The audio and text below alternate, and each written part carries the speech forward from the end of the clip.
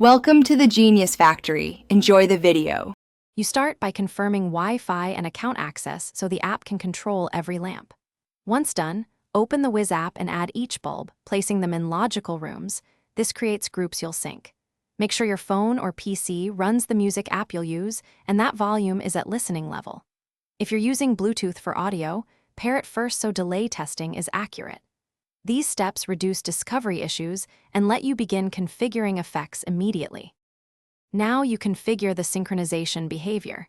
Create a scene for the bulbs and open scene settings to enable music sync or rhythm effects.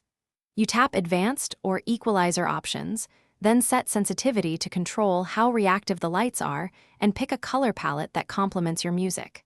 Once you assign the scene to the correct room group, test with a track. Make small tweaks to tempo and sensitivity while playing audio.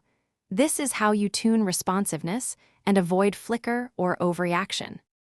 You finish by running diverse tracks to validate timing and color transitions, saving the scene once you're satisfied. If you notice latency, move the audio source closer or use a wired connection. Make sure Wi-Fi signal is strong and bulbs are not on a guest network.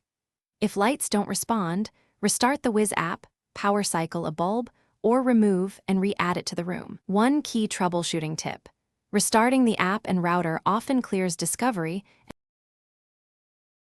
Thanks for watching. If you found this helpful, don't forget to like and subscribe.